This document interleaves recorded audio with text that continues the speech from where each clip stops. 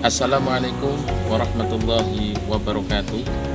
Kembali lagi bersama saya M. Andrianto, calon guru penggerak Angkatan 7 dari Kabupaten Tegal. Pada kesempatan kali ini saya akan mewawancarai 3 kepala sekolah sebagai pemenuhan tugas pada modul 3.1 pengambilan keputusan yang berbasis nilai-nilai kebajikan universal. Selamat menyaksikan.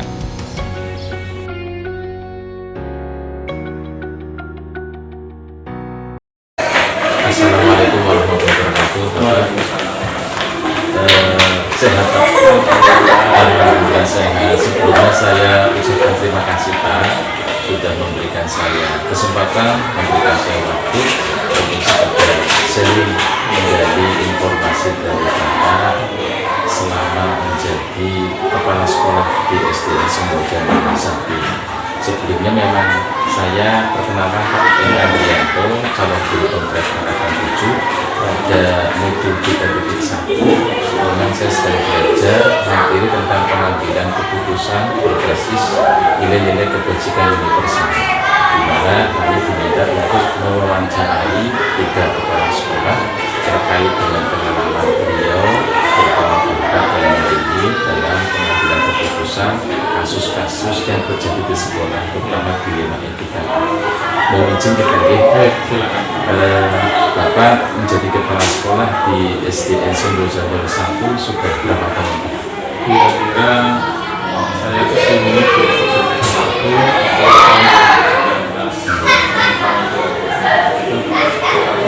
4 tahun ya, cukup lama dipanggil. Nah tentunya dari pengalaman Bapak tersebut terjadi kasus kayak terutama pada guru yang bersifat dilema. Nah menurut Bapak bagaimana cara Bapak mengidentifikasi kasus-kasus yang terjadi di sekolah seperti kasus dilema etika atau kejutan?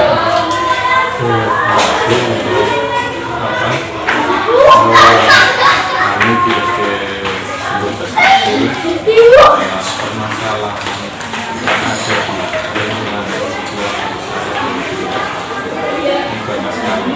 Intinya yang namanya orang bergaul, kumpul dalam satu organisasi pasti ada permasalahan-permasalahan yang kaitannya baik itu yang hubungannya dengan pembelajaran atau di luar pembelajaran.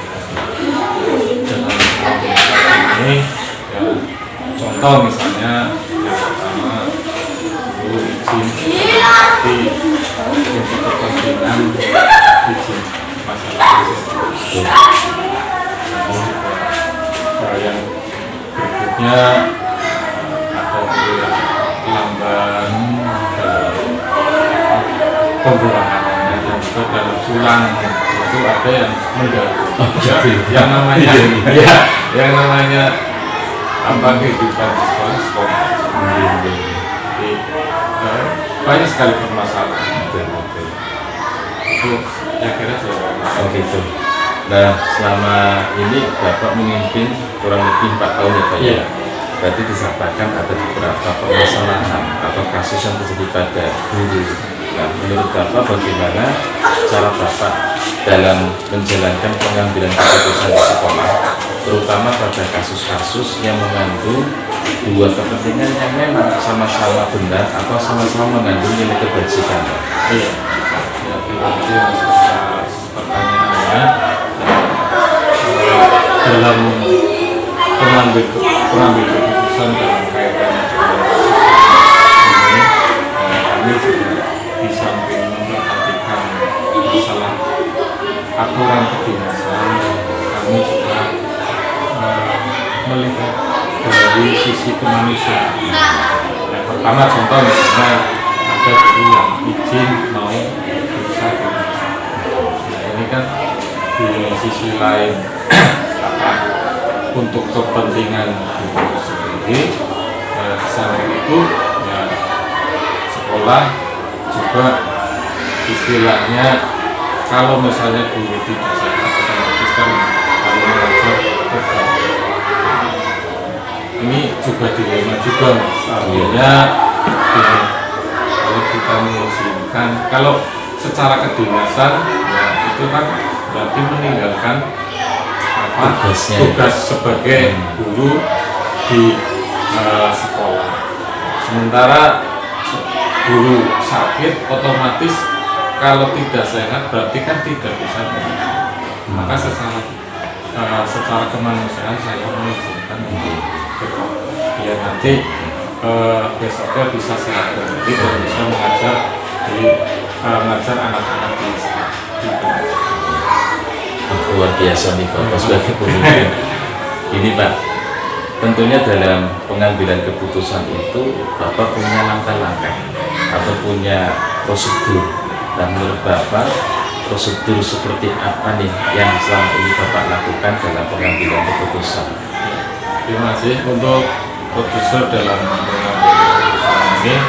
Yang pertama adalah prosedur strategi. Contoh misalnya ada tadi yang sudah saya sampaikan terdahulu, ada seorang guru yang izin otomatis karena meninggalkan kedinasan, maka untuk sebagai bukti fisik tentang pembinaan terhadap guru sebagai PNS atau bukan PNS, ada bukti fisik yaitu buku khusus sehingga apabila ada pertanyaan dari dinas yang di atas ya kita tahu. Dan intinya ada buku khusus kaitannya dengan izin keluar dari lingkungan. Luar biasa ya Bu. Jadi ada buku Khusus keluar masuk izin gitu ya, sehingga nanti kalau guru yang sudah selesai dari dinas luar atau ada kebutuhan lain kembali tetap menuliskan dan melaporkan pada kepala sekolah. luar biasa. Selanjutnya Pak, hal-hal seperti apa yang selama ini Bapak anggap efektif dalam pengambilan keputusan pada kasus-kasus dilema etika? Tapi yang sudah saya sampaikan tentang prosedur itu ya, jadi dengan adanya buku seperti itu otomatis secara tidak langsung guru itu punya tanggung jawab setelah meninggalkan tugas dan kembali ke sekolah, ada tanggung jawab dan sambil itu juga sebagai istilahnya biar guru yang lain tidak iri. Artinya yang namanya manusia itu kan ya pasti rasa irinya pasti ada. Guru si A ini sering keluar izin karena periksa ke rumah sakit atau kontrol di puskesmas, otomatis ada pertanyaan dari rekan teman guru yang menanyakan Pak kemana? Ini izinnya jadi kan ya mohon nanti istilahnya perhatian dari teman-teman kesehatan itu kan penting sekali. Efeknya seperti itu. Jadi untuk menghindari rasa iri kan ada, dan saya juga selain itu juga memberikan pengertian pada rekan-rekan kerja, rekan-rekan untuk istilahnya kalau izin ya tetap punya tanggung jawab untuk menulis tersebut, dan kalau pulang ya saya. Dalam pengambilan keputusan pasti ya Pak, kita temukan suatu tantangan itu Pak ya. Dan menurut Bapak, hal-hal selama ini yang menjadi tantangan dalam pengambilan keputusan terutama pada kasus-kasus dilema etika itu seperti apa? Ya itu tadi tantangan yang pertama itu tadi seperti itu. Saya memberikan keputusan mengizinkan salah satu guru untuk meninggalkan tugas karena memang kepentingan istilahnya tadi yang sudah sampaikan, misalnya periksa kesehatan otomatis tantangannya adalah menimbulkan pertanyaan dari guru ini kok sering keluar, kenapa? Sering seperti itu. kemudian tantangan yang kedua adalah masalah etika kedinasan. Secara kedinasan memang kalau guru sering keluar dari kedinasan otomatis ya itu tapi dari segi moral kemanusiaan ya, kita nggak ya memang harus sebagai kepala sekolah harus bisa membandingkan antara yang satu dengan yang lain. Artinya gini, itu sakit ya sementara yang lain sehat ya. Maka saya memberikan bantuan pada anak guru kepengen Anda seperti itu otomatis kan seperti itu tantangannya seperti itu ya memang tantangannya banyak sekali mas ya betul istilahnya gampangannya kalau di sekolah kepala sekolah itu sebagai orang tua betul ya bukan sebagai pembina tapi sebagai orang tua harus ngomong dari semua keluarga yang ada biar antara satu yang lain dengan yang lain tidak ada istilahnya benturan. Biasa nih Bapak, saya yang tangkap itu kepala sekolah adalah orang tua gitu ya. Jadi saya baru dengar ini luar biasa betul sekali. Nah Bapak dalam mengambil keputusan itu apakah memiliki sebuah jadwal atau ketika melihat satu kasus dinamika Bapak langsung menyelesaikan di tempat? Nah, bila Bapak memiliki sebuah jadwal, menurut Bapak bentuk atau prosedur seperti apa yang Bapak jalankan? Terima kasih. Tidak semua kasus itu kita selesaikan langsung di situ. Betul. Artinya misalnya kasus-kasus yang istilahnya membutuhkan istilahnya bantuan dari rekan guru, otomatis kan kita harus menganalisa kasusnya apa. Ternyata ini berat maka kita rembukan lagi dengan rekan-rekan guru. Tapi yang jelas untuk pembinaan masalah pada guru kita rutin dengan adanya rapat misalnya disampaikan masalah kedisiplinan, masalah baik disiplin berangkat pulang juga disiplin dalam mengajar di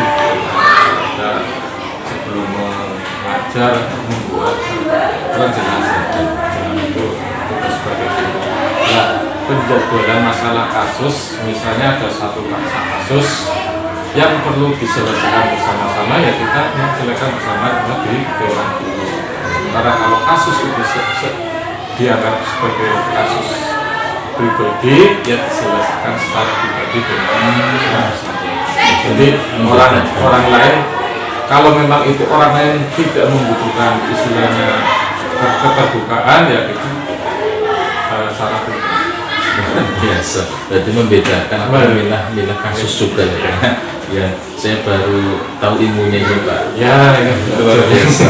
Dan kemudian menurut Bapak adakah seseorang atau faktor-faktor lain Pak yang selama ini mempermudah atau membantu Bapak dalam pengambilan keputusan terutama pada kasus dilema etika? Ya, terima kasih untuk pertanyaannya. Ini bagus sekali kaitan dengan itu. Yang namanya tadi yang sudah sampaikan satu sekolah ini seperti satu keluarga. Makanya kalau di rumah ada istri ada anak. Misalnya yang namanya penyelesaian itu tidak bisa diselesaikan oleh saya sendiri. Kadang saya juga minta bantuan, minta masukan dari guru tentang penyelesaian. Jadi itu tadi sudah saya sampaikan bahwa sekolah itu suatu keluarga. Jadi tidak mutlak langsung yang menyelesaikan adalah kepala sekolah, walaupun endingnya nanti adalah yang menentukan kepala sekolah. Tapi sebelum diputuskan, otomatis saya minta masukan dari rekan-rekan. Dan itu pun tidak satu fokus satu guru. Kalau satu fokus guru, nanti dianggapnya bahwa guru yang paling suka. Gitu ya. Dia tetap ada kita minta pada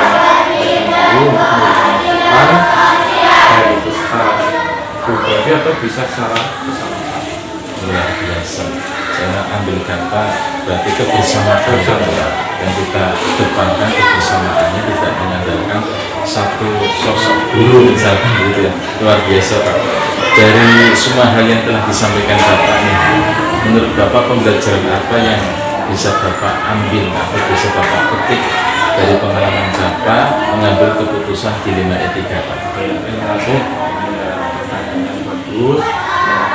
Pengalaman yang bisa saya ambil dari ya namanya kepala sekolah itu kan dalam menghadapi permasalahan itu sangat memerlukan. Pelajaran bagi saya itu bahwa segala keputusan yang diambil, yang diputuskan itu harus istilahnya mengambil sisi positifnya, artinya biar segala keputusan saya itu dapat diterima oleh keluarga SD Semboja. Karena salah satu permasalahan saya memberikan keputusan ini, saya pikir dulu ini nanti akibatnya bagaimana. Jadi intinya dari keputusan itu nanti berakibat positif atau tidak. Jadi harus dalam memberikan keputusan Luar biasa. Ya Allah, saya sangat kagum dengan Bapak. Baru 4 tahun jadi kepala sekolah, tapi mindset pola pikir yang sudah dibangun di sekolah ini satu kekeluargaan, kebersamaan, bahkan mengatakan Bapak adalah orang tua untuk guru sehingga terjadi satu kebersamaan yang luar biasa. Terima kasih Pak atas waktunya, atas kebersamaannya. Saya sangat antusias dan sangat tertarik mengambil satu pelajaran dari Bapak. Mudah-mudahan sekolah Semboja 01 semakin sukses, amin oleh Bapak, semakin maju, berupaya mencerdaskan anak-anak kita.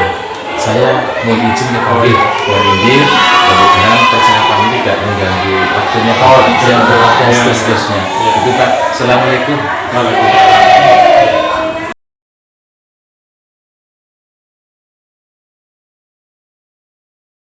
Assalamualaikum warahmatullahi wabarakatuh. Bu, Waalaikumsalam warahmatullahi wabarakatuh. selamat pagi Bu. Pagi. Sehat Bu? Alhamdulillah. Alhamdulillah. Yang Barakallah. pertama saya ucapkan terima kasih pada Ibu Sriati selaku Kepala Sekolah SDN Semboja 2 yang telah memberikan saya kesempatan, memberikan saya waktu untuk sekedar sharing berdasarkan pengalaman Ibu. Begini Bu, saya dalam rangka pemenuhan tugas demonstrasi konstekstual modul 3.1, di dalamnya ada materi pengambilan keputusan berdasarkan atau berbasis nilai-nilai kebajikan universal. Saya minta waktunya kepada Ibu untuk sekedar sharing berbagi pengalaman Ibu selama ini menjabat sebagai kepala sekolah, barangkali mendapatkan kasus-kasus yang sifatnya dilema etika Bu. Begini Bu, selama Ibu menjadi kepala sekolah, bagaimana sih cara Ibu dalam rangka mengidentifikasi kasus-kasus yang terjadi di sekolah, seperti kasus dilema etika atau kasus bujukan moral Bu? Iya. Matur nuwun, Pak Andri sudah mempercayakan Ibu selaku kepala sekolah untuk menjadi narasumber. Ya, mudah-mudahan sukses selalu ya Mas, lancar semuanya. Hubungannya dengan pertanyaan tersebut itu kiranya itu masih asing ya Mas ya, masalah dilema etika sama rujukan moral itu kayaknya di telinga kita itu masih asing. Gitu. Tapi ya Ibu berusaha, insya Allah mudah-mudahan bisa menjawab sehubungan dengan bagaimana mengidentifikasi masalah-masalah atau kasus-kasus yang terjadi. Itu kita sendiri itu harus tahu dulu ya apa yang dimaksud itu dilema etika dan bujukan moral. Ya. Nah, cara mengidentifikasi kasus-kasus tersebut itu ya, di mana dilema etika itu kita menemui di situ itu antara benar versus benar. Betul. Ya Mas, itu yang kita tahu. Betul. Ya Mas ya. Terus yang bujukan moral itu yaitu benar versus salah. Iya, betul sekali. Ibu. Iya, di situ kita harus menangani kasus-kasus tersebut secara bijak dan secara lebih baik, bagaimana latar belakang masalah-masalah itu muncul, Iya, iya. supaya kita menanganinya itu lebih baik dan tidak terjadi hal-hal yang tidak diinginkan. Oke, terima kasih Bu. Nah selanjutnya Bu, tadi disampaikan cara mengidentifikasinya dengan cara mengamati atau mengidentifikasi latar belakang dari masalah itu sendiri ya Bu ya. Kemudian selanjutnya bagaimana cara Ibu menjalankan pengambilan keputusan di sekolah, terutama pada kasus-kasus yang mengandung dua kepentingan yang memang sama-sama benar atau sama-sama mengandung nilai kebajikan universal. Iya, terima kasih. Saya jawab pertanyaan nomor 2, yaitu bagaimana cara menjalankan pengambilan keputusan. Pengambilan keputusan itu tadi seperti yang awal-awal Mas, kita harus tahu dulu permasalahan dilema etika itu bagaimana, permasalahan rujukan moral itu bagaimana. Jadi kalau kita sudah mengetahui permasalahan tersebut, kita nantinya bisa mengambil ya keputusan dari masalah-masalah tersebut yang lebih baik. Yang notabene kedua masalah tersebut itu tentu saja berbeda latar belakangnya. Betul. Oh, saja Mas. Kemudian dalam pengambilan keputusan tentunya Ibu memiliki satu langkah-langkah atau satu prosedur. Nah, menurut Ibu langkah-langkah atau prosedur seperti apa yang memang selama Ibu lakukan dalam pengambilan keputusan itu? Iya. Kita tahu dulu satu langkahnya, kita harus mengetahui yang pasti wong itu suatu permasalahan, kita harus mengetahui bahwa masalah itu muncul karena apa. Ya. Kedua itu menentukan siapa yang terlibat di dalam masalah tersebut. Ya Mas. Terus kita mengumpulkan bukti-bukti permasalahan tersebut untuk kita melangkah atau mencari solusi atau jawaban yang tepat. Tanya itu. Ya, cukup. Oke, Bu. Ini sangat menarik sekali ya Bu ya wawancara hari ini. Menurut Ibu nih Bu, tentunya dalam mengambil sebuah keputusan ada satu tantangan ya Bu ya. Itu di semua elemen pasti ada. Nah, kira-kira hal-hal apa saja nih yang selama ini menjadi satu tantangan dalam pengambilan keputusan pada kasus-kasus dilema etika Bu? Tantangan tersebut itu datangnya dari akar masalah itu, dari misalnya kayak kita kan satu SD itu kan ada organisasi ya Mas, ada teman kerja, ada teman sejawat. Nah itu Ibu juga di situ juga timbul bagaimana cara menangani tersebut, karena masalah tersebut kadang ada rasa melas, nggak enak ya, rasa sayang, rasa cinta. Jadi dengan masalah tersebut, kayaknya mau masalah gimana, kudune kayak gini, kasihan ya, timbul rasa kasihan. Tuh, jadi ya itu tadi masih sifatnya bersifat apa sih ya Mas, individu apa itu ya, kasih sayang melas kayak gitu Mas. Selain harus adil ya Bu. Iya, padahal harus masalah itu harus ditentukan bagaimana itu masalah tersebut itu muncul. Betul sekali. Makanya itu dulu. Nah, kemudian apakah Ibu itu memiliki satu atau sebuah jadwal Bu, atau sebuah penyelesaian dalam kasus dilema etika? Apakah Ibu langsung menyelesaikan di tempat, misalkan melihat kasus itu ada, atau memang Ibu punya satu jadwal untuk menyelesaikannya? Kemudian bentuk atau prosedur seperti apa yang Ibu jalankan? Menurut Ibu Mas, masalah itu saya kira semua orang yang tidak ingin ada masalah ya. Betul. Kalau dijadwalkan itu kayaknya nggak mungkin ya Mas. Kalau dijadwalkan berarti kita mengharapkan masalah itu setiap waktu, setiap saat itu ada yang harus sesuai dengan jadwal. Betul. Jadi masalah tersebut kalau ada ya kita selesaikan secara langsung. Kalau tidak ada ya jangan dibuat-buat. Betul. Ya. Berarti kondisional ya. Kondisional ya. Apa masalah itu ada, kita selesaikan dengan baik. Gitu. Oke Bu.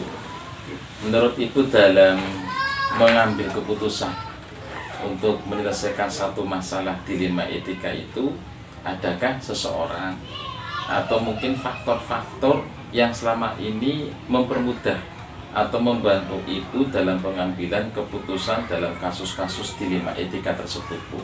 Kita kembalikan kepada teman kerja, rekan sejawat kita. Iya. Ya, kita butuh bantuan, kita butuh kerjasama, butuh musyawarah dengan mereka dalam pengambilan keputusan. Jadi dalam hal ini tidak bisa diambil pribadi seseorang, ya kan, dewek kan nggak boleh sendirian, ya, harus melibatkan orang lain. Berarti pengambilannya tetap musyawarah ya? Iya, dengan musyawarah. Bertanya dengan rekan sejawat lainnya gitu ya? Iya. Sangat menarik, Bu. Dari pertanyaan 1 sampai terakhir ini, Bu, dari semua hal yang tadi disampaikan itu, menurut Ibu pembelajaran apa yang dapat Ibu petik nih dari pengalaman Ibu mengambil keputusan dilema etika? Mestinya kan punya satu pembelajaran ya, Bu, ya, atau satu pengalaman yang berharga dari pembicaraan tadi, Bu. Pengalaman Ibu yaitu bahwa ya, dengan pengalaman kita bekerja kita pada institusi pendidikan kita, pengalaman ya kita jadi tahu bahwa ternyata permasalahan-permasalahan yang timbul di lingkungan kita dalam kita bekerja atau instansi kita bekerja itu ada pengalaman yang bagaimana sih ya, yang secara langsung berhubungan dengan kita dan berhubungan dengan teman kerja atau lingkungan kita kerja. Nah, masalah tersebut ya harus kita selesaikan dengan baik, ya, dengan hasil yang tidak merugikan orang lain dan sekolah, ya, dan sekolah lingkungan kerja yang tentunya itu, Mas. Iya, luar biasa Ibu sebagai kepala sekolah, tapi sudah menguasai dalam hal pengambilan keputusan, tapi tetap mengambil kebajikan nilai universal itu sendiri, Bu. Saya sangat berkesan, Bu, sangat terkesan dengan jawaban-jawaban itu. Terima kasih, matur nuwun. Satu pengalaman buat saya sendiri sebagai pemimpin pembelajaran di masa depan. Terima kasih ya, Bu, ya, sudah meluangkan waktu. Saya kira percakapan atau wawancara ini sudah cukup membuat saya pembelajaran yang luar biasa berarti bagi saya. Mohon maaf apabila saya mengganggu waktunya Ibu ya, Bu, ya. Nggak apa-apa. Sama-sama. Saya juga terima kasih. Saya berharap semoga semuanya diberi kelancaran, sukses Pak Andri menjalani semua kegiatan calon guru penggerak. Amin. Ya Rabbal Atas alamin. supportnya. Amin. Gitu aja Ibu. Saya Siap. mohon diri. Assalamualaikum warahmatullahi wabarakatuh. Waalaikumsalam warahmatullahi wabarakatuh. Nggih.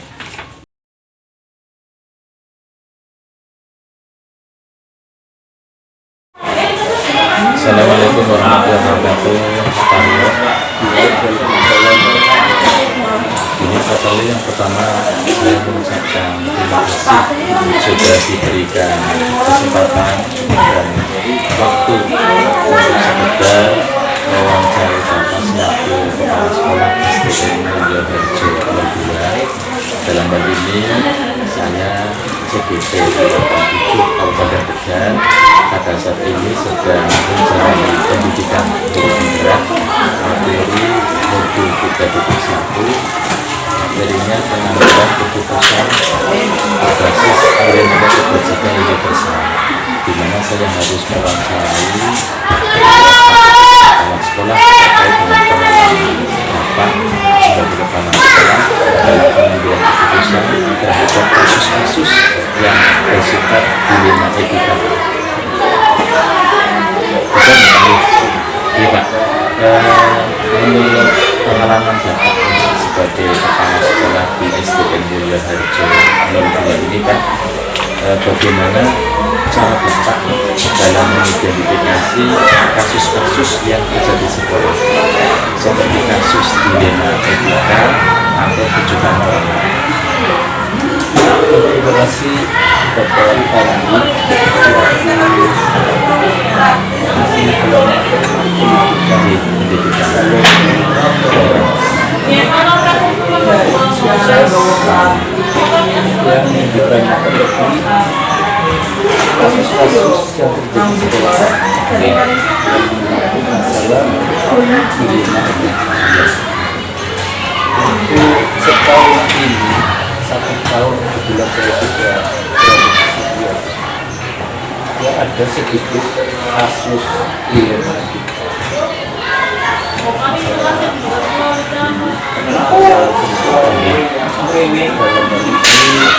memang ada dalam mengidentifikasi kasus itu kasus ringan berat atau mungkin sedang kami lakukan identifikasi dengan cara kalau saya diskusi itu orang yang terdekat tidak langsung pada fokus orang yang bersangkutan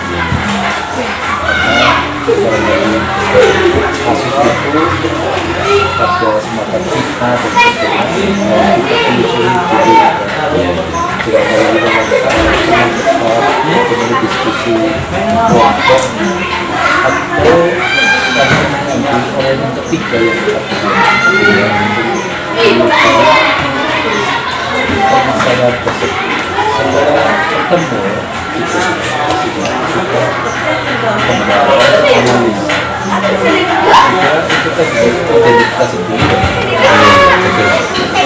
Baik Pak, setelah Bapak tadi sudah bisa mengidentifikasi terkait dengan kasus-kasus yang terjadi di sekolah, terutama pada kasus pidana itu kan kemudian langkah selanjutnya bagaimana nih Bapak dalam menjalankan sembilan keputusan di sekolah, terutama pada kasus-kasus yang mengandung dua kepentingan yang sama-sama benar atau sama-sama mengandung nilai kebajikan. Kalau yang kedua itu berat ya pekerjaan dengan moral dan kejiwaan seseorang.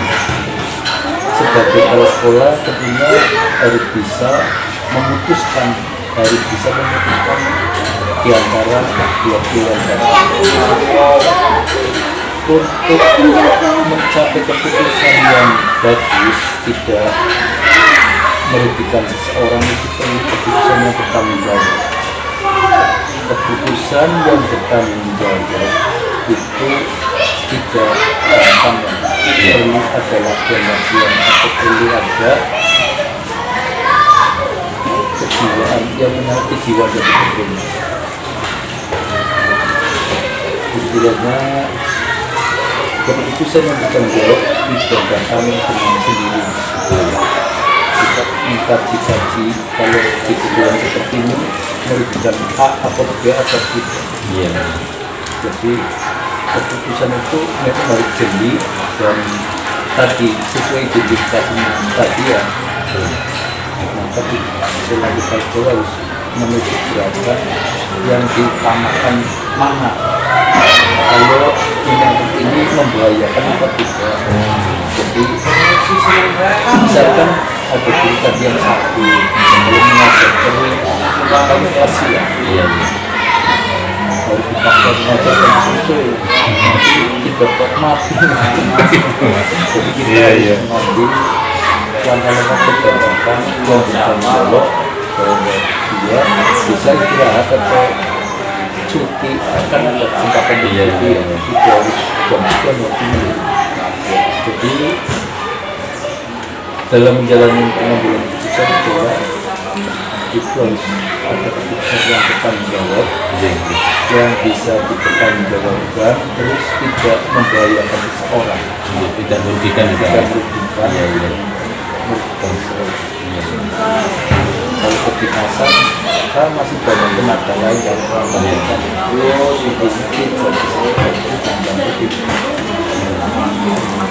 Oke Pak, menarik sekali ya Pak.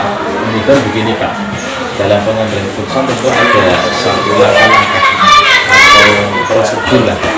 Yang saya tanyakan langkah-langkah atau prosedur seperti apa yang selama ini Bapak lakukan dalam pengambilan keputusan itu Pak?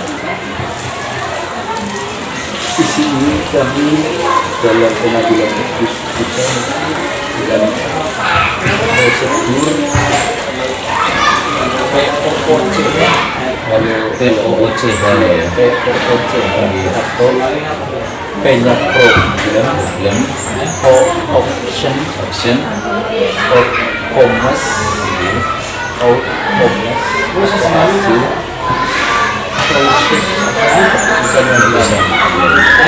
karena tadi aja hasil ya kalau sebilang atau POOC iya. problem atau masalah itu kita analisa apa masalahnya. Oh, gitu. Dia itu penyebabnya apa? Yaitu izin dan Iya, iya. karena keperluan izin penyebabnya atau kurang sehat dan terus option apa saja yang dapat dilakukan kalau dia mengajar terus kasihan seperti yang dulu atau sudah ataupun belum dalam menunjukkan atau tidak option komes atau hasil atau konsekuensinya apalagi kemungkinan yang apa tadi kemungkinan yang bekerja tadi ya kalau diteruskan membahayakan atau merugikan dia menguntungkan sekolah tapi merugikan sendiri gitu. jadi ada dua kali tadinya ketiga pilihan ya. Pilihan satu negatif menyediakan film terus pilihan kedua negatif meluangkan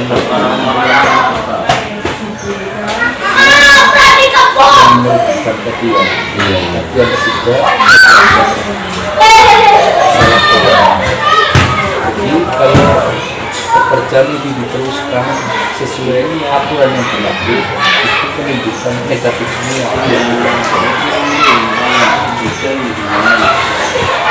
maka negatif ini menjadi salah orang atau konflik dengan kalau choice pilihan keputusan ya kalau harus memutuskan setelah dianalisa dahulu dia berkeputusan dia harus istirahat diizinkan pulang Iya. kalau diteruskan merugikan diri sendiri juga merugikan kualitas pendidikan di sekolah Iya. mengajar dengan sakit kan Iya. maksimal Kurang maksimal. ada refleksinya Iya. ya ada itulah Itu ya Pak ya. Oke Pak, selama ini kan Bapak sudah banyak sekali beberapa pengalaman ya mengenai dengan kasus-kasus dilema etika. Kemudian tadi Bapak juga sudah menjelaskan prosedur dan langkah-langkah dalam pengambilan keputusan. Yang saya tanyakan begini Pak, hal-hal seperti apa yang selama ini Bapak efektif, Bapak anggap efektif dalam pengambilan keputusan, terutama pada kasus-kasus dilema etika Pak? dalam pengambilan keputusan ini saya membaca yang satu saya mengambil analisa resiko dari pengambilan keputusan resikonya apa kalau misalkan menunjukkan bisa kita jalan resikonya apa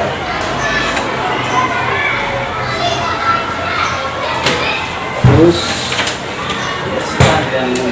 dengan pengalaman kamu ya kalau saya ini juga pelatihan yang tidak sama untuk melakukan tindakan yang itu positif atau tidak dilakukan pelatihan atau mungkin kalian ketika kamera tadi Betul. dan itu sudah saya dulu Oke. Bahasa seperti lambasan itu mempertimbangkan resiko ya. Iya dengan pengalaman sendiri yang saya menampak orang lain seperti saya kalau saya dipaksa ini baik keposliran Keposliran, saling menghargai, toleransi. yang kedua istilahnya itu bahasa Indonesia Melihat kembali. di sekolah diizinkan bagaimana hasilnya memang tidak pengaruh ya dalam bagus Iya. dipaksa kenapa yang lain yang suka melarang pada dia Iya, betul. banyak cuma Iya. itu kita saja Cukup ya. Maksudnya gini Pak, terutama Bapak sebagai pemimpin pembelajaran dan sebagai kepala sekolah, dalam pengambilan keputusan itu pasti punya tantangan. Nah, seperti apa nih tantangan Bapak dalam pengambilan keputusan pada kasus-kasus dilema etika? tantangannya biasanya ada antara tadi ya teman sejawat atau mungkin masyarakat. Saya kira tantangan itu sebagai motivasi sugesti untuk mencapai kemajuan. Tentunya tadi suruh pulang begitunya di pada masyarakat kan sekolah yang disiplin, mereka tidak tahu sebab ulang apa maunya sehingga dia diperlukan sama-sama kita ada di berbeda dengan dipulangkan dan diganti tenaga yang lebih baik akhirnya juga mengurangi teman sejawat tidak usah iri karena manusia kan ya Iya, betul ya. ada suatu saat Betul. tidak usah saling iri. Jadi semua siswa dari sekolah meredam dan bisa mengayomi meredam dari masyarakat mengayomi ke dalam. Intinya peluang itu harus kita perbaiki dan juga meningkat mungkin dan berkembang. Saya kira banyak itu ya masalah ketika mau Tantangan gitu. tantangan agama dan sebagainya, dosa dan sebagainya, Iya. ada juga Yang jelas ada apa ya tantangan gitu. melanggar aturan dan dosa. Iya. Gitu. Rasa korupsi. Jadi Pak, seharusnya begini Pak, dalam menyelesaikan sebuah kasus-kasus, terutama kasus dilema etika di sekolah Bapak, apakah Bapak punya jadwal tertentu atau mungkin ketika melihat satu kasus itu langsung diselesaikan di Bapak? Nah kemudian jika Bapak itu memiliki jadwal untuk menyelesaikannya, bentuk atau prosedur seperti apa yang Bapak jalankan? Untuk menjaga kayaknya tidak ada Tapi insidenting ya. Iya, karena tidak mungkin setiap bulan ada kasus Iya betul. kecuali pemberian bimbingan pada siswa kan Iya, betul. satu bulan atau seminggu sekali kita sosok setelah masuk memberi bekal-bekal kajian moral-moral psikologi dan bimbingan konseling pada dulu itu kan jadwalnya satu bulan sekali ada rapat dewan kita menyisipkan mengenai kita biasanya nggak satu bulan sekali atau mungkin ditambah dulu satu minggu sekali setiap bulan sekolah rapat kan ada Ketika itu ya. ketika pulang ke sekolah kita rapat itu sambil menyisipkan pesan moral ya sebab kita saja diberikan dan toleransi saling membutuhkan dan saling bermusuhan karena kita keluar musuhan atas nama lembaga itu luar bagus tidak berjalan karena kegiatan rutin disisipkan di sini. Pak, selama ini Pak, dalam pengambilan keputusan, apakah seseorang atau faktor-faktor lain yang membantu Bapak atau mempermudah Bapak dalam pengambilan keputusan dalam kasus-kasus dilema etika? Yang saya alami kalau ada permasalahan dilema kita, biasanya itu membantu kami orang-orang yang terdekat dengan dan mengalami kasus yang kalau permasalahan ya Sebagai sumber informasi membantu memasukkan apa yang keluarnya menghadapi seperti itu. Iya, iya. Kalau terdekat lebih tahu ya, Betul. maksud saya. Kalau teman saya sudah ada yang pemain itu bisa kunjung ke rumahnya Dan fisik gitu ya. terus menanyakan kepada istrinya keluarga terdekat mungkin kasusnya apa, penyebabnya apa, bisa membantu ya sehingga untuk kami mengambil kesimpulan yaitu mengalami problem.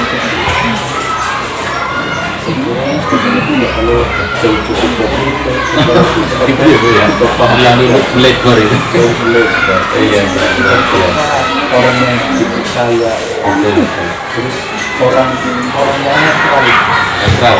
netralisis kan ada orang yang netral ya Betul.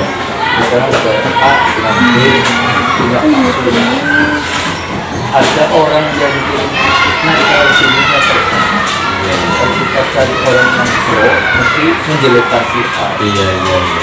pro sana menjelekkan si A Betul. terutama teman sejawat kan masalah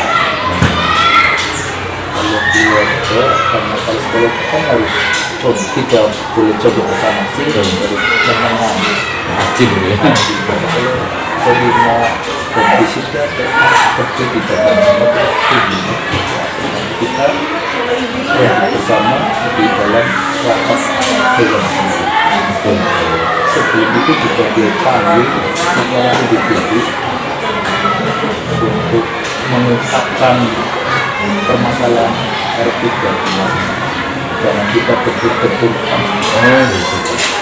demikian. Oke Pak, menarik sekali nih wawancaranya. Yang terakhir Pak, dari semua hal yang disampaikan Bapak tadi dari awal sampai terakhir, menurut Bapak pembelajaran apa yang bisa Bapak petik atau pengalaman apa yang bisa Bapak petik dari pengalaman Bapak sendiri, terutama dalam mengambil keputusan kasus dilema etika? Ya, ini kasus dilematika memang perlu